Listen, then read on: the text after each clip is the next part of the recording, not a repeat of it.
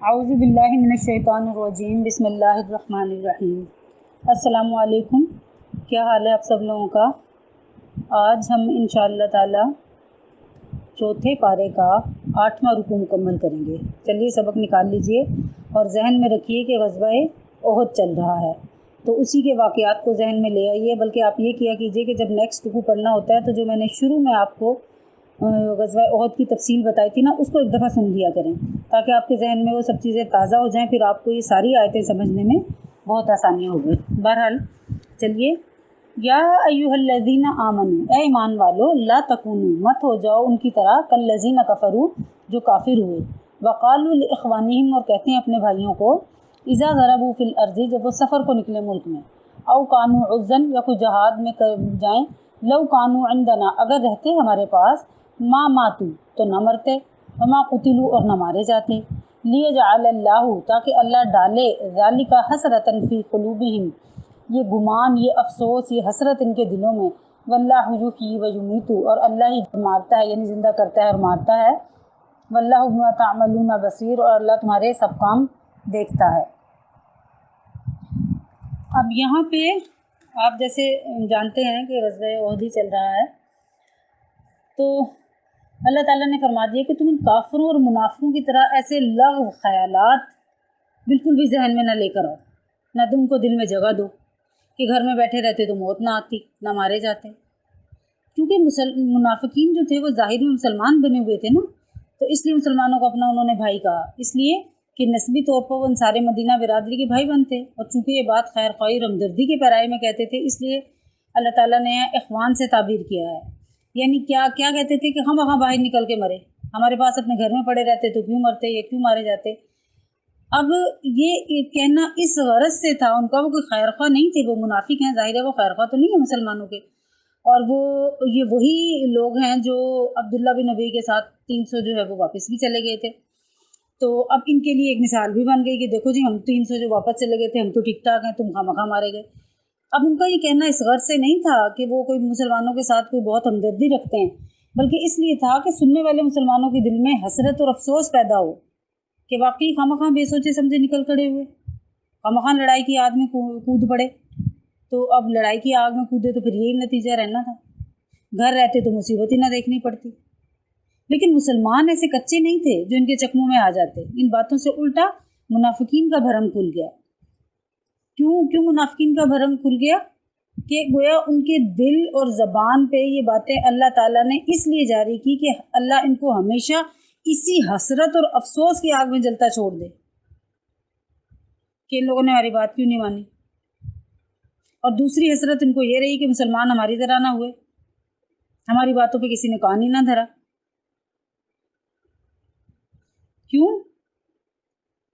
کیونکہ زندہ کرنا اور مارنا اللہ تعالیٰ کے ہاتھ میں ہے۔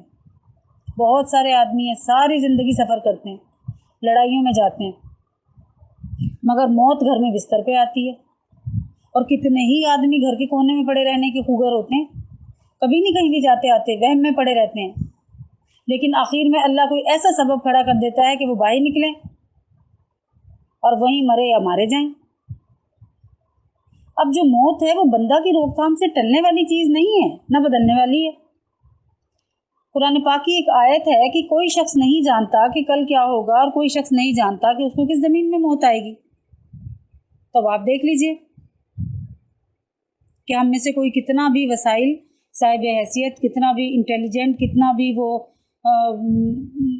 آپ کہہ لیں کہ بہت چالاک ہو، یا بہت اس کے ایسے وسائل ہوں کہ اس کو ہائی الرٹ ہر وقت ملتی رہتی ہو، تب بھی اس کو اپنی موت کی جگہ موت کا دن نہیں پتہ لگ سکتا، نہ یہ پتہ لگے گا کہ کل کیا کرنے والا ہے۔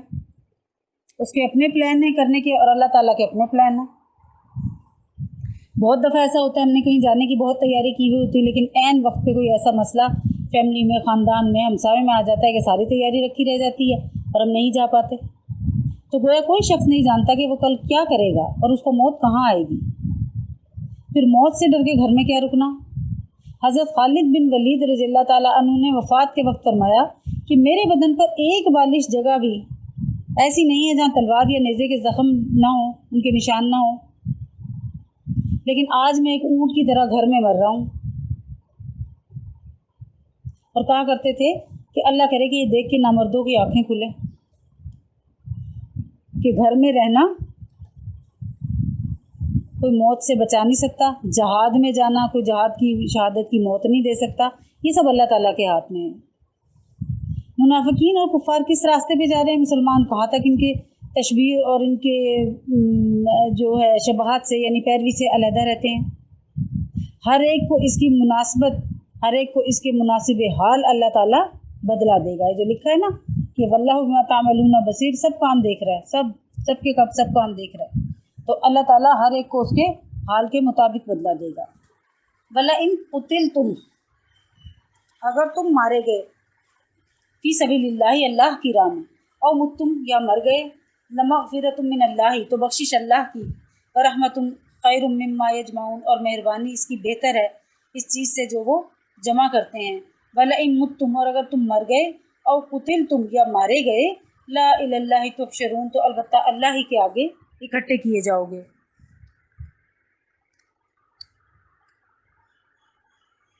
یعنی فرض کرو تم جہاد کے راستے میں نہیں نکلے، موت سے بچ گئے، اپنے خیال میں موت سے بچ گئے، لیکن کیا یہ ضروری ہے کہ کبھی نہ مرو گے یا مارے ہی نہ جاؤ گے؟ جب تمہاری موت کا وقت ہوگا تم کہاں مرو گے، کس حال میں مرو گے، جس حال میں بھی مرو گے، اپنی طرف سے جہاد سے بچ کے گھر میں بیٹھے، گھر میں کوئی شوق لگ گیا، کرنٹ لگ گیا، پنکھا گر گیا، کوئی اور مصیبت آ گئی، گھر میں مر گئے، پھر وہ جہاد کا وہ بھی نہ ملا، جو اتنا رتبہ تھا وہ بھی نہ ملا نا۔ تو اللہ تعالیٰ نے فرما دیا کہ فی الحال موت سے بچ بھی گئے تو ضروری نہیں ہے کہ تم ہمیشہ بچے ہی رہو گے، کبھی نہ کبھی مرو گے نا یا مارے جاؤ گے، تو پھر بہرحال اللہ کے سامنے سب کو جمع ہونا ہے۔ اس وقت پتہ چل جائے گا کہ جو خوش قسمت اللہ کی راہ میں نیک کام کرتے ہوئے مرے یا مارا جائے تو اس کے لیے اللہ تعالیٰ کی بخشش اور مہربانی اور اس کا کتنا وافر حصہ اللہ تعالیٰ دیتا ہے، اتنا وافر کہ جس کے سامنے تمہاری دنیا کی کمائی ہوئی اور جمع کی ہوئی دولت اور ثروت سب ہیچ ہے۔ خلاصہ کلام یہ کہ اگر منافقین ہی کا قول تسلیم کر لیا جائے کہ گھر سے نہ نکلتے تو نہ مارے جاتے، تب بھی سراسر خسارہ ہی تھا، کیونکہ اس صورت میں اس موت سے محروم رہ جاتے جس پر ایسی لاکھوں زندگیاں قربان کی جا سکتی ہیں، جو حقیقت میں موت نہیں بلکہ حیات ابدی ہے۔ ہمارے عقیدے کے مطابق تو مسلمان جو جنگ میں اللہ تعالیٰ کے راہ میں جہاد میں مارا جاتا ہے وہ شہید ہوتا ہے نا، شہادت کی موت سب موت سے اچھی موت ہے، دنیا میں کوئی واپس آنے کا نہیں کہے گا، لیکن شہید کہیں گے کہ اللہ مجھے 70 بار بھیجو اور 70 باری میں جا کے جو ہے نا وہ شہادت کی موت لے کے مروں، اتنا بڑا رتبہ ہے۔ آگے اسی رکوع میں آپ کو کچھ اور بھی اس کے بارے میں پتہ چلے گا۔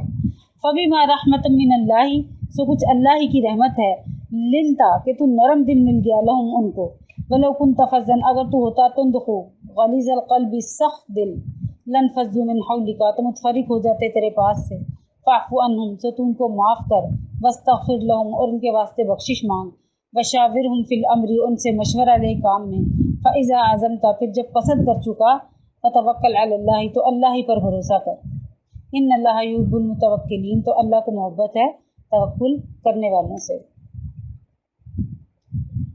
اب یہاں پہ آپ کو پتہ ہے کہ مسلمانوں سے جو کوتاہی ہوئی تھی احد کے میدان میں، اللہ تعالیٰ نے وہ کوتاہی ان کی معاف فرمائی اور معافی کا اعلان سنانے کے بعد نصیحت کی تھی کہ آئندہ ایسی جماعت کی باتوں سے فریب نہ کھانا۔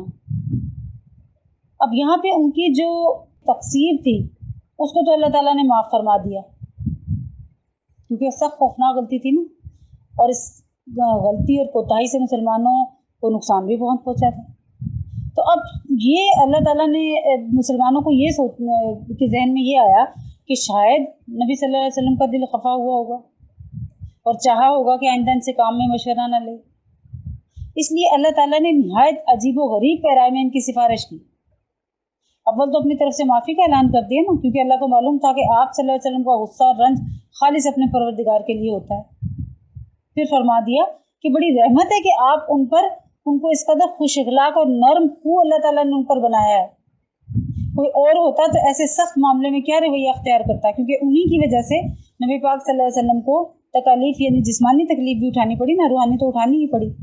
دندان مبارک شہید ہو گئے تھے، بے ہوش ہو کے زمین پہ گر پڑے تھے، گال مبارک جو تھے اس میں بھی خود کی کچھ جو ہے وہ کڑیاں گھس گئی تھی، تو اللہ تعالیٰ فرما رہا ہے یہ سب کچھ اللہ ہی کی مہربانی ہے کہ تجھ جیسا شفیق نرم دل پیغمبر ان کو مل گیا۔ فرض کیجیے اللہ نہ کرے وہ آپ صلی اللہ علیہ وسلم کا دل سخت کر دیتا اور مزاج میں سختی ہوتی تو یہ قوم آپ کے گرد کہاں جمع رہ سکتی تھی؟ ان سے کوئی غلطی ہوتی اور آپ سخت پکڑتے تو شرم اور دہشت کے مارے آپ کے پاس بھی نہ آتے۔ اس طرح یہ لوگ بڑی سعادت اور خیر و خوبی سے محروم رہ جاتے اور پھر جمعیت اسلامی کا شرازہ بھی بگڑ جاتا۔ لیکن اللہ تعالیٰ نے آپ کو نرم دل بنایا، نرم خو بنایا۔ آپ اصلاح کے ساتھ ان کی کوتاہیوں سے بھی اغماس کرتے رہتے۔ سو جو کوتاہیاں جہاں تک آپ کے حقوق کا تعلق ہے معاف کر دیجئے۔ اللہ تعالیٰ فرما رہا ہے معاف کر دیجئے ان کو، بے شک اللہ اپنا حق معاف کر چکا ہے۔ تاہم ان کی مزید دلجوئی اور تطبیب کی خاطر آپ ان کے لیے خود بھی معافی طلب کریں تاکہ شکستہ دل آپ کی خوشنودی کو محسوس کریں، بالکل مطمئن ہو جائیں۔ اور صرف آپ نے معاف ہی نہیں کرنا بلکہ آئندہ بدستور ان سے معاملات میں مشورہ لینا ہے۔ مشاورت کے بعد جب ایک بات طے ہو جائے اور پختہ ارادہ کر لیا جائے تو پھر اللہ پر توکل کر کے اس کو بلا پس و پیش کر گزرے۔ اللہ تعالیٰ توکل کرنے والوں کو پسند کرتا ہے اور ان کے کام بنا دیتا ہے۔ اب یہاں سے ایک بات عام لوگوں کے لیے بھی نکلی ہے، بے شک یہ غزوہ احد کا تذکرہ ہو رہا ہے، جنگی حالات سارے کے سارے بتائے جا رہے ہیں کہ جو خیر و خوبی کا کام انجام دیتا ہو نا، جیسے امر بالمعروف و نہی عن المنکر، اس کا جو کام کرنے والے لوگ ہوتے ہیں، جو رہبر رہنما ہوتے ہیں، انہیں لوگوں کی باتوں کو سادہ لفظوں میں کہوں تو مائنڈ نہیں کرنا چاہیے، کیونکہ لوگ بہت بے تکی باتیں کر کے بہت زچ کرتے ہیں۔ تو جو لوگ اس کام میں اللہ تعالیٰ نے اس کام کے لیے جن لوگوں کو چنا ہے تو انہیں اپنے اندر صبر تحمل پیدا کرنا چاہیے۔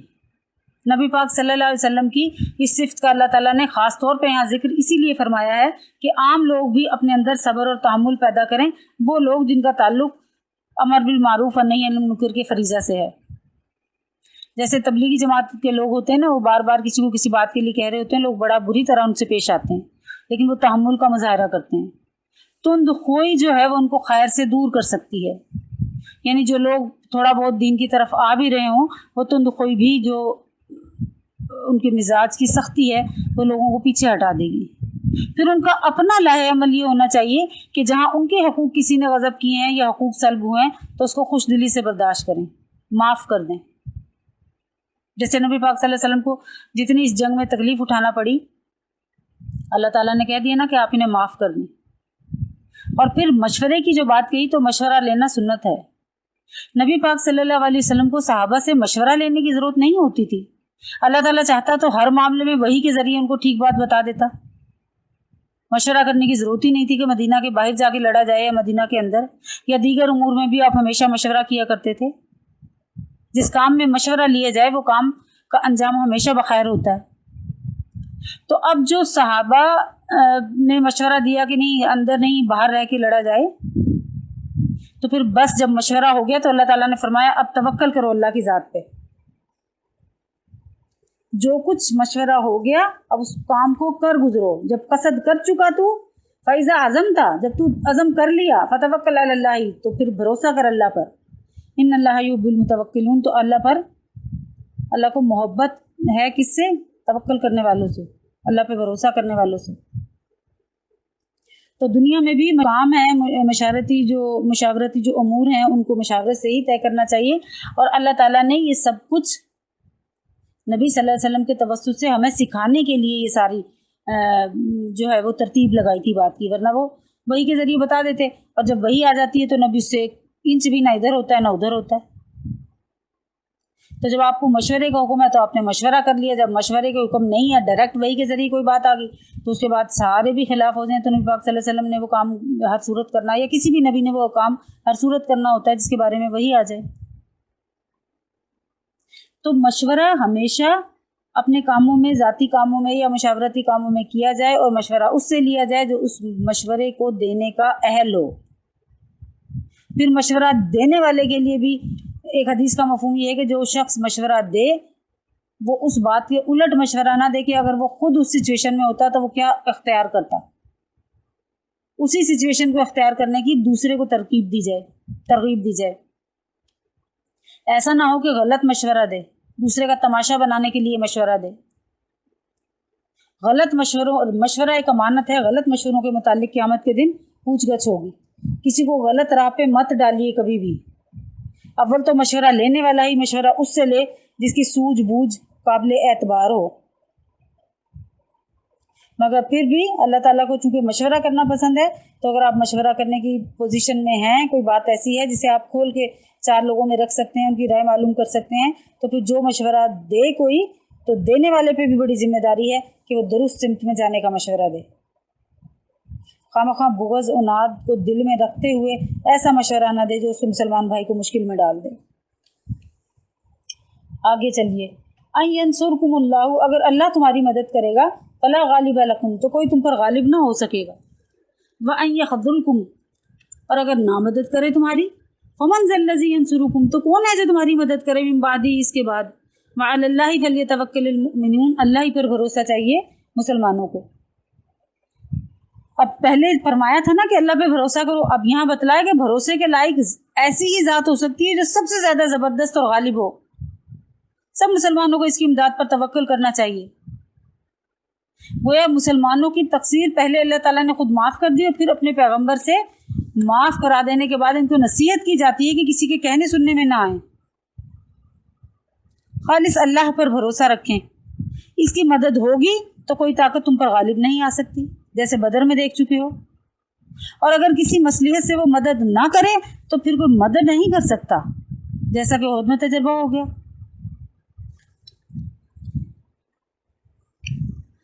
वमा कान अली नबीन अन यगुल्ला, किसी नबी का ये काम नहीं है कि कुछ छुपा रखे। वह युगलुल याति बिमा गल्ला यौमल क़यामती, और जो कोई छुपाएगा वो लाएगा अपनी छुपाई चीज़ क़यामत के दिन। सुम्मा तुवफ़्फ़ा कुल्लु नफ्सिन, फिर पूरा पाएगा हर कोई नफ्स मा कसबत, जो उसने कमाया। वहुम ला युज़लमून, और उन पर जुल्म ना होगा। अच्छा, यहाँ पे एक नबी पाक सल्लल्लाहु अलैहि वसल्लम की जो है ना निस्बत एक ख़ास बात की तरफ इशारा किया गया है कि सबसे पहले तो अल्लाह ताला ने ये कहा है, अब मुसलमानों को जो या सहाबा कराम को बज़ाहिर ये लगा कि हो सकता है कि हमें जो है ना वो माफ़ बज़ाहिर कर दिया हो, लेकिन दिल में खफगी हो, फिर कभी खफगी निकालेंगे। तो अल्लाह ताला ने बता दिए नबियों का काम नहीं है कि दिल में कुछ और ज़ाहिर में कुछ और रखें। या मुसलमानों को ये समझाया अल्लाह ताला ने इस आयत में कि नबी पाक सल्लल्लाहु अलैहि वसल्लम की अज़मत और असमत और अमानत को पूरी तरह ध्यान में रखें कि वो किस कदर अमीन है, किस कदर अजीम है। आप सल्लल्लाहु अलैहि वसल्लम की निस्बत कभी कोई लग़्व और बेहुदा ख्याल ना दिल में लाएं। मसलन कभी ये गुमान ना करें कि गनीमत का कुछ माल आपने छुपा रखा होगा, नाउज़ बिल्लाह। शायद ये इस वास्ते यहाँ पे आयत को अल्लाह ताला ने फरमाया कि वो तीर अंदाज जो गनीमत के लिए मोर्चा छोड़कर दौड़े थे, तो क्या आज सल्लल्लाहु अलैहि वसल्लम इनको हिस्सा ना देते या बाजी चीज़ें इनसे छुपा रखते, तो उस पर ही आयत नाजिल हुई है।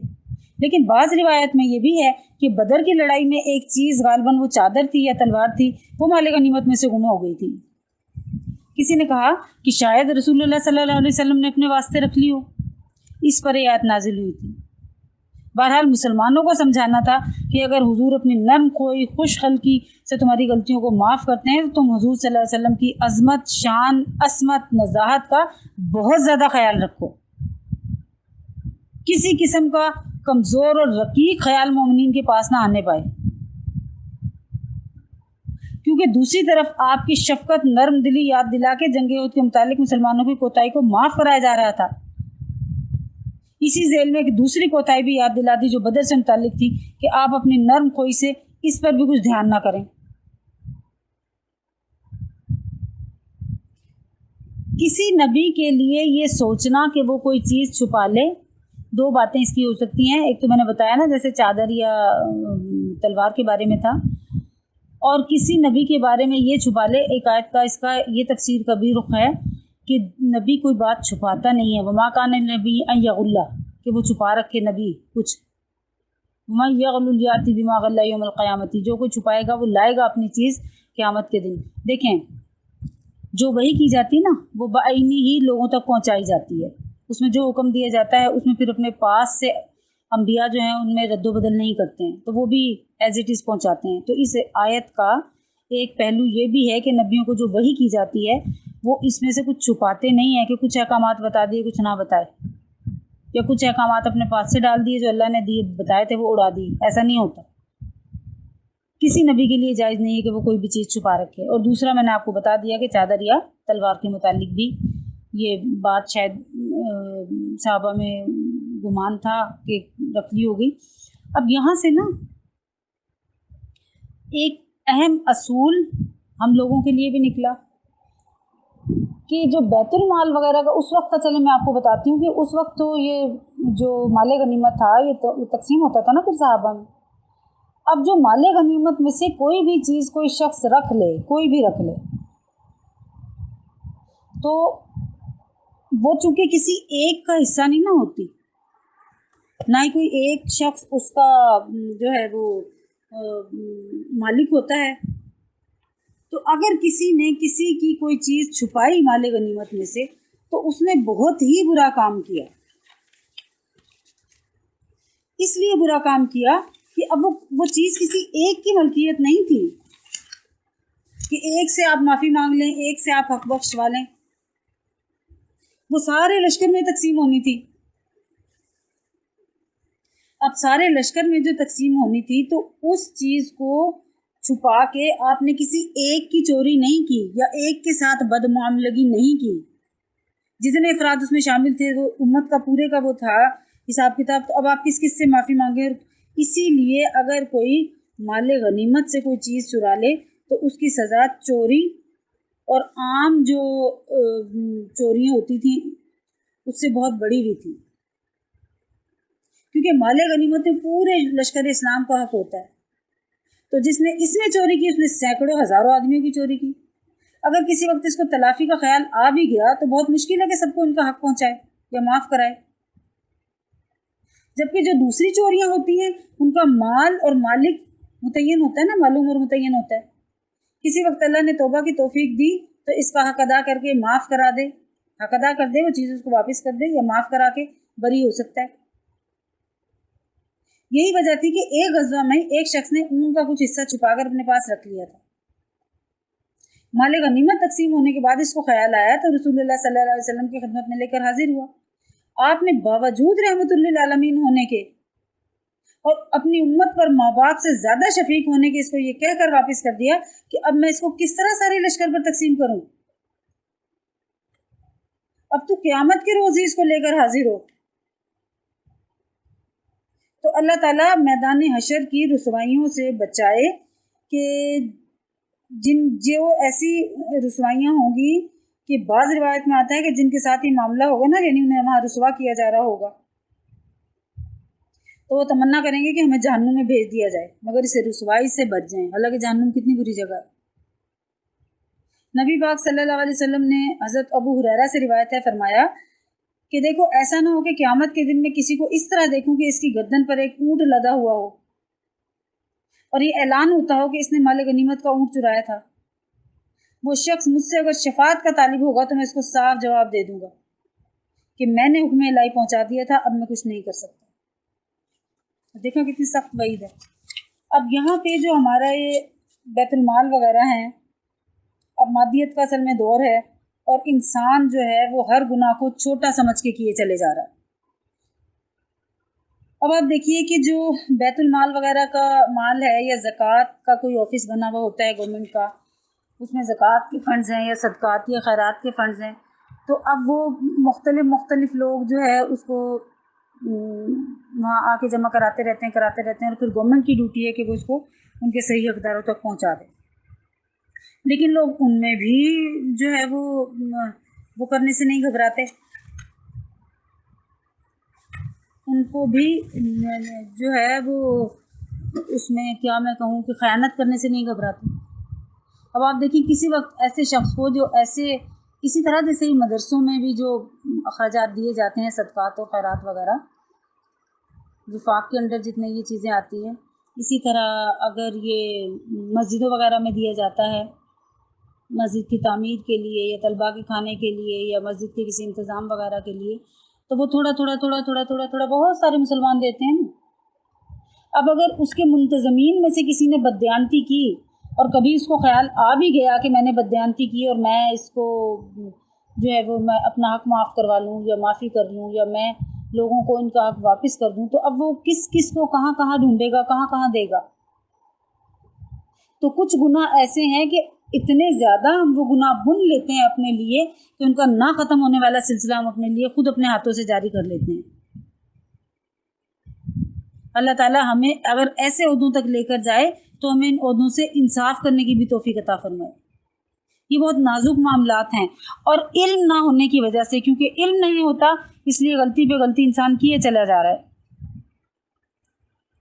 کسی کے زکوٰۃ اور خیرات کے اس سے جتنے ہمارے جو پولیٹیشنز ہیں، آپ دیکھیں جو بیت المال وغیرہ کے اخراجات ہوتے ہیں یا کسی بھی ایسی مد کے لیے جو کسی خاص مد کے لیے پیسے دیے جاتے ہیں، جیسے کوئی ڈیزاسٹر کا کوئی فنڈ ہوتا ہے، کبھی کوئی آ جاتا ہے، زلزلہ آ گیا، بارشیں ہو گئی، سیلاب آ گیا، تو اب وہ جو لوگ دیتے ہیں سارے، وہ چیریٹی کا صرف ایک مقصد ہوتا ہے کہ ان لوگوں تک وہ چیز پہنچائی جائے گی۔ ہمارے یہاں اس کو بھی بہت آسانی سے ہضم کیا جاتا ہے۔ اب جب کبھی توبہ کی توفیق ہو بھی گئی تو آپ کو کیا پتا کس کس نے دیا تھا، کسی نے کمبل دیا، کسی نے سویٹر دیے، کسی نے پیسے دیے، کسی نے ٹن پیک فوڈ دیا، کسی نے بوریوں میں راشن دیا، کہ اب آپ کیسے اس کو جو ہے نا سیگریگیٹ کریں گے کہ کون سا کس کا ہے؟ تو کتنا مشکل کام ہے۔ تو بہتر یہ ہے کہ اپنے راستے کو مشکل بنانے کی بجائے آسان راستہ اپنائیے، دیانتداری کا راستہ اپنائیے، اللہ تعالیٰ پر بھروسہ رکھیے، کیونکہ یہاں اللہ تعالیٰ نے بتا دیا ہے نا کہ ہر کوئی جو اس نے کمایا وہ پائے گا پورا بدلہ، توفیٰ کل نفس ما کسبت وہم لا یظلمون، پورا پائے گا ہر کوئی جو کچھ اس نے کمایا، ان پر ظلم نہ ہوگا۔ افمن اتبع رضوان اللہ، کیا ایک شخص جو تابع ہے اللہ کی مرضی کا، کم باء بسخط، برابر ہو سکتا ہے اس کے، من اللہ مأواہم جہنم، کہ جس نے کمایا غصہ اللہ کا تو پھر اس کا تو ٹھکانہ دوزخ ہے، وبئس المصیر، اور کیا ہی بری جگہ ہے پہنچنے کی۔ اب پیغمبر کا جو ہر حال میں اللہ کی مرضی کا تابع ہے، بلکہ دوسروں کو بھی اس کی مرضی کا تابع بنانا چاہتا ہے، کیا ان لوگوں سے ایسے کام کروا سکتا ہے جو اللہ کے غضب کے نیچے اور دوزخ کے مستحق ہیں؟ ظاہر ہے نہیں، کبھی نہیں کروا سکتا، کیونکہ وہ ٹھکانہ کیا ہے؟ بری جگہ ہے لوٹنے کی، بہت ہی بری جگہ ہے، بئس المصیر۔ جگہ جگہ قرآن پاک میں آپ یہ لفظ پڑھیں، برا ٹھکانہ ہے، بری جگہ ہے پہنچنے کی۔ ہم درجات عند اللہ، لوگوں کے مختلف درجے ہیں اللہ کے ہاں، واللہ بصیر، اللہ دیکھتا ہے، بما یعملون، جو کچھ وہ کرتے ہیں۔ یعنی نبی اور سب خلقت برابر نہیں ہے، طمع وغیرہ کے پست اور ذلیل کام تو نبیوں سے ہو ہی نہیں سکتے کہ طمع کر لے نبی کسی بات میں۔ حق تعالیٰ سب کو جانتا ہے کہ کون کس درجے کا ہے، سب کے کام دیکھتا ہے۔ کہ ایسی پست طبیعت والوں کو منصوب نبوت پر فراز فرمائے گا کہ منصب نبوت پہ ہے، ایسے لوگوں کو لا کھڑا کرے جن کے دلوں میں بددیانتی ہو؟ ایسا ہو سکتا ہے؟ نعوذ باللہ، ایسا کبھی نہیں ہو سکتا۔ اسی لیے کہا جاتا ہے کہ نبی معصوم الخطا ہوتے ہیں، خطا کرنے سے پاک ہوتے ہیں وہ۔ لقد من اللہ علی المؤمنین، اللہ نے احسان کیا ایمان والوں پر، اذ بعث فیہم رسول، جب ان میں بھیجا انہی میں رسول، من انفسہم، انہی میں کا، یتلو علیہم آیاتہ، جو پڑھتا ہے ان پر آیتیں، ویزکیہم، ان کو پاک کرتا ہے، تزکیہ ان کا کرتا ہے یعنی شرک سے، ویعلم الکتاب، اور ان کو کتاب کی تعلیم دیتا ہے، والحکمت، اور کام کی باتیں بتاتا ہے، حکمت کی تعلیم دیتا ہے، وَإِن كَانُوا مِن قَبْلُ لَفِي ضَلَالٍ مُبِينٍ، اور وہ اس سے پہلے سلی گمراہی میں تھے۔ رسول اللہ صلی اللہ علیہ وسلم کو اللہ تعالیٰ نے دنیا کے لیے رحمت بنا کر بھیجا، اور سب سے بڑی رحمت کیا بنائی اللہ تعالیٰ نے، کیا بتا دیا یہاں اس آیت میں، کہ تمہیں میں سے، تمہاری ہی جنس میں سے، تمہاری ہی قوم میں سے ایک آدمی کو رسول بنا کر بھیجا، جس کے پاس بیٹھنا، بات چیت کرنا، زبان سمجھنا، ہر قسم کے انوار و برکات کا استفادہ کرنا آسان تھا نا، کیونکہ ویسے تو مکہ کے کافروں نے کہا تھا کوئی فرشتہ آ جاتا، اسے کیوں رسول بنا دیا، کسی فرشتے کو قرآن دے کے بھیجتے۔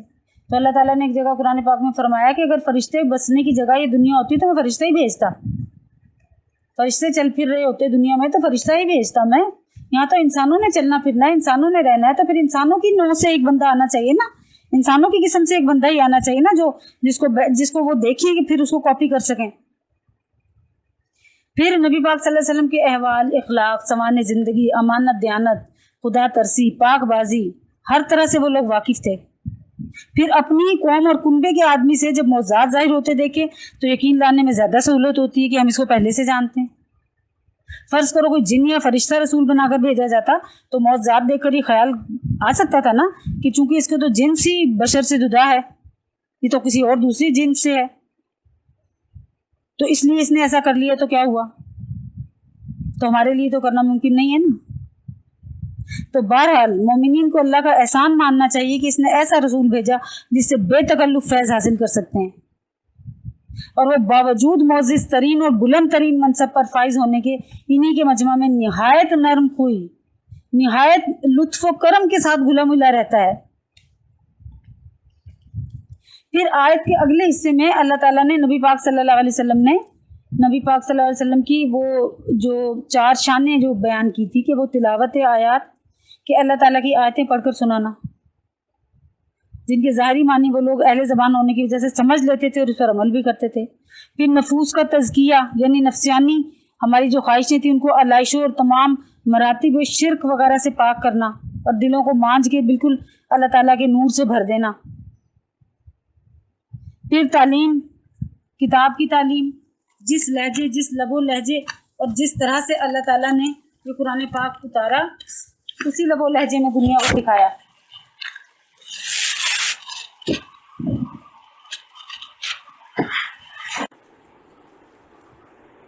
پھر تعلیم میں حکمت دینا، حکمت کی گہری باتیں سکھانا، قرآن کریم کے اسرار اور لطائف اور شریعت کی جو دقیق اور عمیق علتیں تھیں ان پر مطلع کرنا، خواہ آپ نے تصریحاً کیا ہو یا اشارتاً کیا ہو۔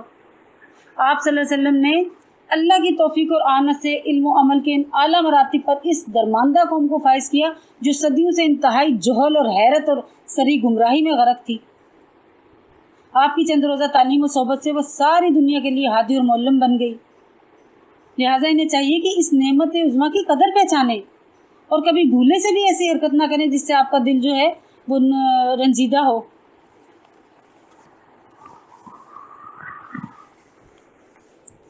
اولما اصابتکم مصیبتم، کیا جس وقت پہنچی تم کو ایک تکلیف، قد اصبتم کہ تم پہنچا چکے ہو، مثلیہا اس سے، اسی کی طرح، قلتم انا ھذا تو تم کہتے ہو یہ کہاں سے آئی، قل ھو من عند انفسکم کہہ دے تکلیف تم کو پہنچی ہے تمہاری ہی طرف سے، ان اللہ علی کل شیء قدیر بے شک اللہ تعالیٰ ہر چیز پر قادر ہے۔ اب یہاں پہ جو پہلے سے عہد کا قصہ چلا آ رہا تھا نا، پھر درمیان میں جو کوتاہی ہوئی تھی اس کے عفو درگزر کا معاملہ کا ذکر ہو گیا، تو اب یہاں سے پھر وہی بات یاد دلائی گئی ہے کہ جنگ عہد میں جو تکلیف اور نقصان تمہیں اٹھانا پڑا ہے کیا تم سے تعجب کرتے ہو اور یہ کہتے ہو مصیبت کہاں سے آ گئی ہے، ہم تو مسلمان مجاہد تھے، اللہ کے راستے میں اس کی دشمنوں سے لڑنے کے لیے نکلے تھے، اللہ تعالیٰ پیغمبر کی زبانی نصرت اور امداد کا وعدہ بھی فرما چکا تھا، پھر یہ مصیبت ہم پہ کیوں کرو، کدھر سے نازل ہوئی۔ تو ایسا کہتے وقت تمہیں سوچنا چاہیے کہ جس قدر تکلیف تم کو پہنچی اس سے 2 چند تکلیف تم ان کو پہنچا چکے ہو پہلے، یعنی بدر میں نے آپ کو پہلے ہی بتایا تھا نا، بدر کی لڑائی میں ان کا بہت نقصان ہوا تھا، تو عہد میں تمہارے 70 آدمی شہید ہوئے تو بدر میں ان کے 70 مارے جا چکے اور 70 تمہارے ہاتھ قید بھی ہوئے تھے جن پر تم کو پورا قابو حاصل تھا، چاہیے تو قتل کر ڈالتے، اور عہد میں بھی ابتدا میں 20 سے زائد ان کے قتل ہو چکے تھے۔ اگر تھوڑی دیر کے لیے تمہیں ہضمیت اٹھانا پڑی تو انہیں بھی تباہ کن ہضمیت بدر میں مل چکی ہے، اور عہد میں جب تم جم کے لڑے تو پھر وہ آخر میں بعد میں وہ بھی پھر میدان چھوڑ کے بھاگے تھے کافر، یعنی پھر تمہاری ہی طرف اللہ تعالیٰ نے فتح و نصرت لوٹا دی۔ تو ایسی صورت میں انصافاً تم کو اپنی تکلیف کا شکوہ نہیں کرنا چاہیے اور زیادہ بددل ہونے کا موقع نہیں ملنا چاہیے۔ ذرا غور کریں آپ، تو ہمارا بھی کچھ حال ایسا ہی نہیں ہے، جب تک ہم سہولتوں میں رہیں اللہ تعالیٰ کا کوئی شکر نہیں، جب ذرا سی تنگی مشکل پریشانی گرم دن آ جائیں تو ہم اتنا واویلا مچاتے ہیں کہ اللہ تعالیٰ کی تمام نعمتیں جو اس سے پہلے انجوائے کر چکے ہوتے ہیں یا آئندہ انجوائے کرنے والے ہوتے ہیں یا سامنے نظر آ رہی ہوتی ہیں، ہم ان کو بھی بھلا ڈالتے ہیں، اس قدر آہو بکا کرتے ہیں، اس قدر گریہ آزاری کرتے ہیں کسی ایک چھوٹے سے نقصان پہ بھی، اور سب سے بڑھ کے یہ کہ اللہ تعالیٰ کی ناشکری پہ تل جاتے ہیں۔ اب یہاں دیکھ لیں کہ مسلمانوں کو اللہ تعالیٰ نے جو راستہ بتایا، جو بار بار ان کو یاد کروایا جا رہا ہے، وہ ہم ہی لوگوں کے لیے یاد کروایا جا رہا ہے کہ ہم بھی ایسے ہی کرتے ہیں، کسی چھوٹی سی ناکامی کے پیچھے ہمیشہ، اور بینگ اے ویمن تو شروع ہی ہم وہاں سے کرتے ہیں کہ ایک دن بھی ہم نے خوشی کا دیکھا ہی نہیں، ہم نے تو یہ مشکلات ہی میں زندگی کاٹی. اللہ تعالیٰ ہمارے حال پہ رحم فرمائے.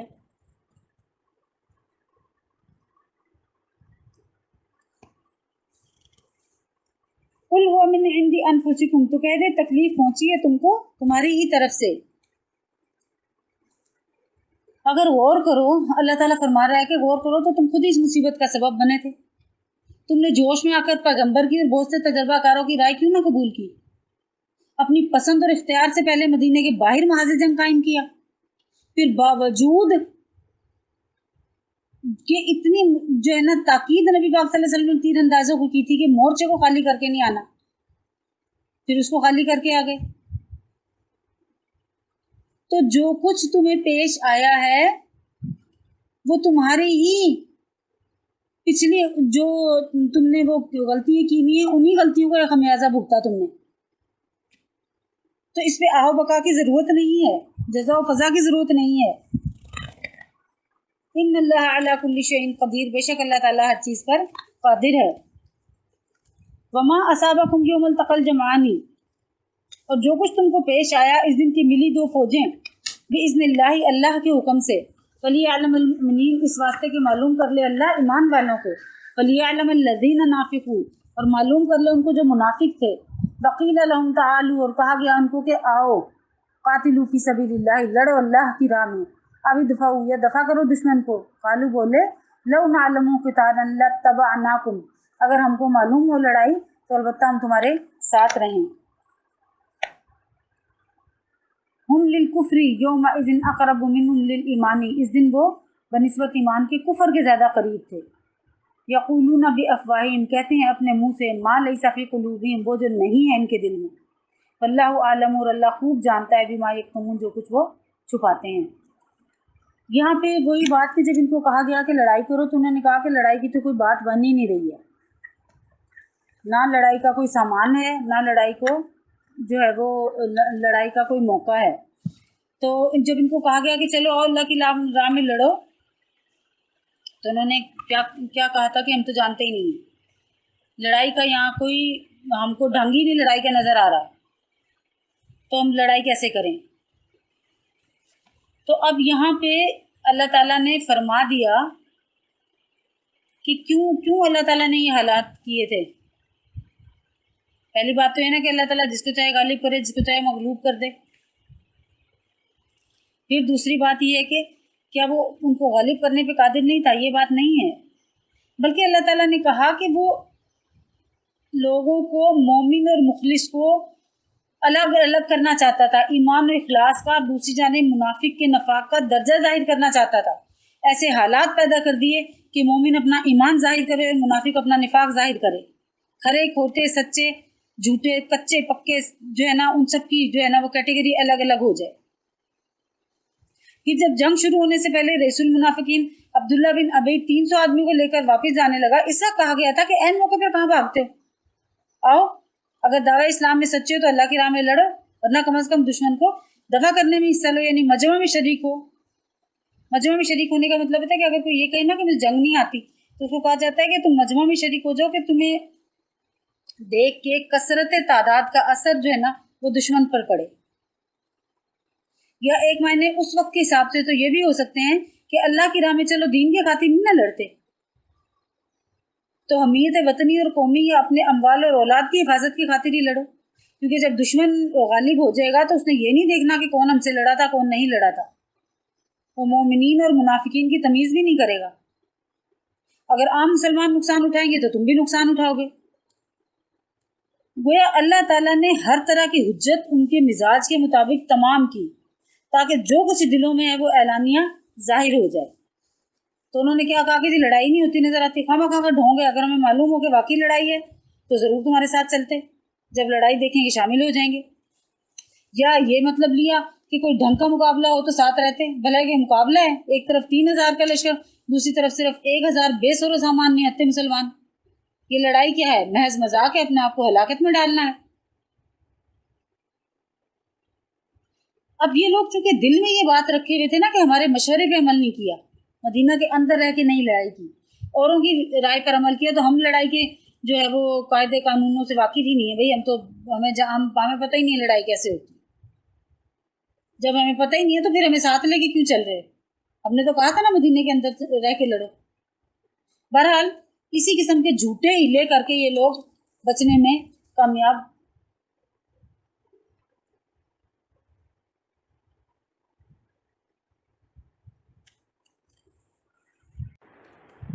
होना चाहते थे। बहरहाल फिर ये ऐन वक्त पे पैगम्बर और मुसलमानों को छोड़कर उन्हें तक़वियत पहुंचाने की बजाय वहाँ से जो मुख्तलिफ़ हीले बहानों से जो है वो अपने निफाक की कली खोलते हुए वहाँ से चले गए। अब ज़ाहिर है जो दिल में है वो साफ नहीं कहते, तो दिल में तो ये था कि अच्छा मुसलमान मगलूब हों, जलील हों और हम खुशी से बगले बजाएं। अब आगे अल्लाह ताला ने फरमाया कि अल्लज़ीना कालू, वो लोग जो कहते हैं लिख्वानिहिम, अपने भाइयों को, वक़अदू लौ अताउना, अगर आप बैठ रहे हैं, वक़अदू अगर आप बैठ रहते यानी हमारे साथ ही रहते, लौ अताउना हमारी अतात करते, मा कुतिलू तो न मारे जाते। कुल कह दे फदरऊ कि अब हटा दो अन अनफुसिकुमुल मौता, अपने ऊपर से मौत को, इन कुंतुम सादिकीन, अगर तुम सच्चे हो। यानी खुद तो नामर्द बन के बैठ गए, अपनी बिरादरी के भाइयों यानी अंसारे मदीना को भी कहा कि हमारी बात मान के घर में बैठे रहते तो न मारे जाते। अब बता दे इन्हें, अल्लाह ताला कह रहे हैं इन्हें बता दे, अगर घर में बैठे रहने से जान बच सकती तो देखिए मौत को किस तरह घर में ना आने देंगे। अगर यहाँ रहकर भी मौत ने पीछा नहीं छोड़ा तो फिर बहादुरों की तरह मैदान में इज्जत की मौत क्यों ना मरे। पूरा घर में बैठ रहने से तो मौत रुक नहीं सकती। हाँ, आदमी इस मौत से ज़रूर महरूम हो जाएगा जिस मौत के ऊपर 100 ऐसी ज़िंदगियाँ कुर्बान की जा सकें।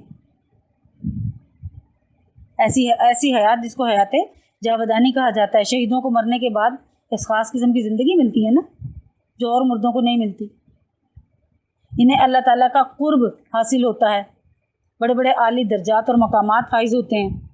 अगली आयत में वही जो है वो अल्लाह ताला बयान फरमा रहा है, वला तहसबन्नल्लज़ीना, और तू ना समझ इन लोगों को, कुतिलू जो मारे गए, फ़ी सबीलिल्लाहि, अल्लाह की राह में, अमवातन मुर्दे, बल अहयाउन, बल्कि वो ज़िंदा हैं, इंदा रब्बिहिम, अपने रब के यहाँ, युरज़क़ून, रिज़्क़ पाते हैं, फ़रीहीन बिमा आताहुमुल्लाहु, खुशी करते हैं उस पर जो दिया, या फ़रत महसूस करते हैं उस पर जो दिया उनको अल्लाह ने, मिन फ़ज़लिही, अपने फ़ज़ल से, वयस्तबशिरूना, और खुश होते हैं, बिल्लज़ीना लम यल्हक़ू बिहिम, उनकी तरफ से जो अभी उन तक नहीं पहुँचे, मिन खल्फ़िहिम, या उनके पीछे से, अल्ला खौफ़ुन अलैहिम वला हुम यहज़नून, इस वास्ते के ना डर है उन पर और ना उनको कोई गम है। यस्तबशिरूना बिनेमतिन, खुश होते हैं अल्लाह की नेमत से, व फ़ज़लिन, और उसके फ़ज़ल से, व अन्नल्लाह ला युज़िउ अज्रल मुमिनीन, और इस बात पर कि अल्लाह ताला ज़ाया नहीं करता मज़दूरों की, ईमान वालों की मज़दूरी है, ईमान वालों को जो रुतबा है वो ज़ाया नहीं करता। अब देखिए ये जो लोग शहीद होते हैं उनको मुर्दा कहने से मना किया गया। इनके बड़े आली दर्जात और मकामात होते हैं। जन्नत का रिज़्क़ आज़ादी से इनको पहुंचता है। जिस तरह हम आला दर्जे के हवाई जहाज़ों में बैठकर ज़रा सी देर में जहाँ चाहें जा सकते हैं ना, शुहदा की जो रूह होती है ना, वो सब परिंदों की उसमें दाखिल होके ना जन्नत की सैर करती रहती हैं। इन तयूर खज़र की कैफियत तो बहरहाल अल्लाह ही जाने कि क्या है, वहाँ की चीज़ें हमारे आता ख्याल में नहीं आ सकती। लेकिन उस वक्त शुहदा बेहद मसरूर और अल्लाह ताला की फ़ज़ल में बहुत शुक्रगुज़ार होते हैं कि अल्लाह ताला ने अपने फ़ज़ल से दौलत शहादत भी इनायत फरमाई और अपनी अजीम नेमतों से नवाजा। किन नेमतों से? जिनका वादा खुद अल्लाह ने कुरान में किया और नबी की ज़बानी करवाया। तो वो अपने फ़ज़ल से हर आन मज़ीद इनामात का सिलसिला जारी कर देता है अल्लाह ताला उनके लिए।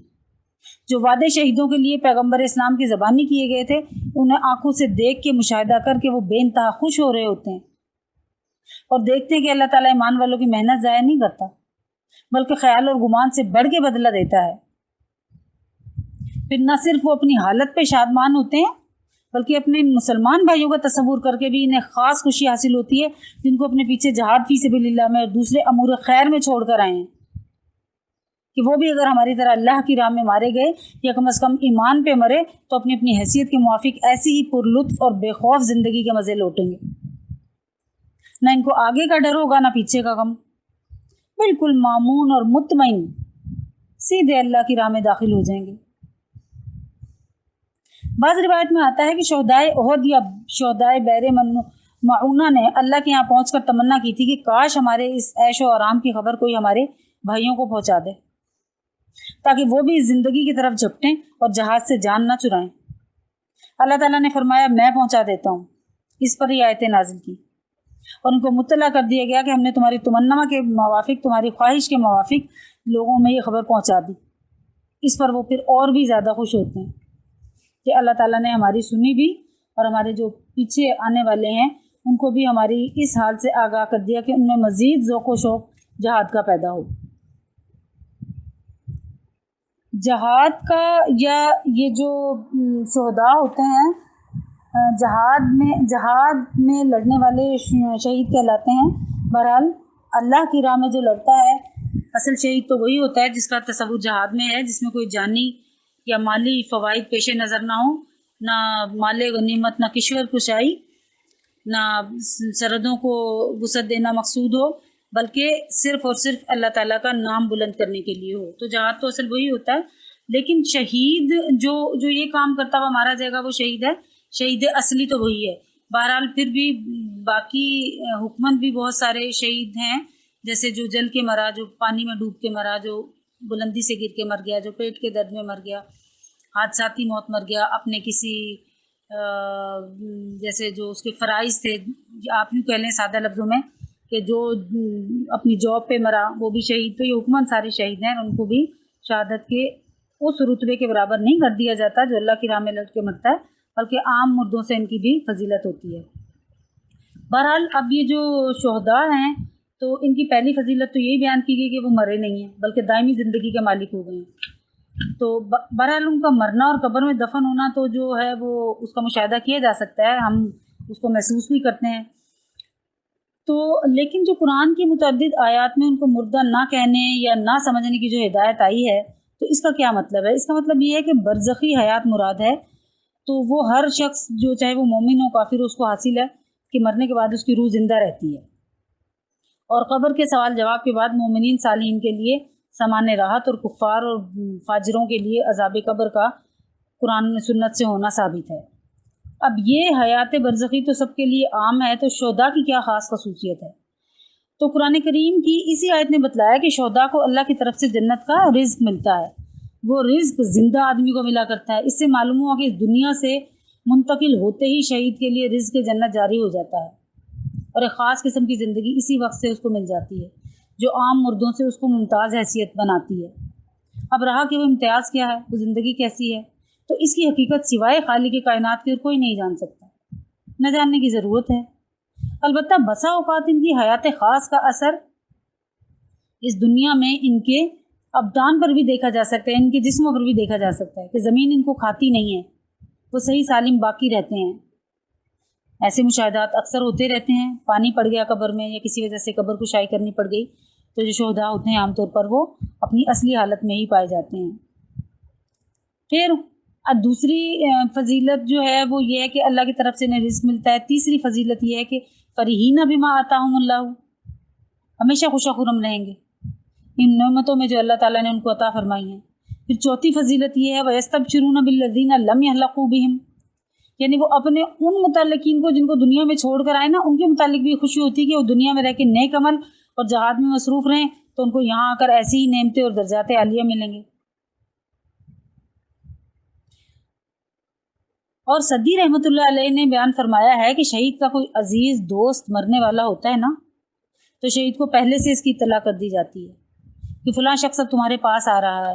वो इससे ऐसा खुश होता है जैसे दुनिया में किसी दूर से आने वाले दोस्त से बड़ी मुद्दत के बाद मुलाकात हो तो फिर खुशी होती है ना, बहुत ऐसी खुशी उसको होती है।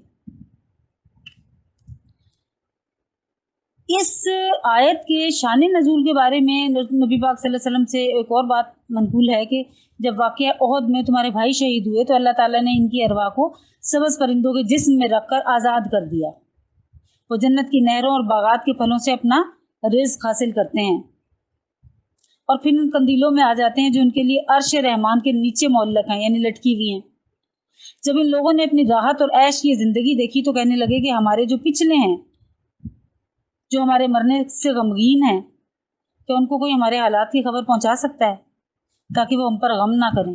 اور وہ بھی جہاد میں کوشش ہونے کی شریک ہونے کی کوشش کریں۔ اللہ تعالیٰ نے فرمایا میں تمہاری یہ خبر ان تک پہنچا دیتا ہوں، اس پر یہ آیت جو ہے وہ نازل ہوئی۔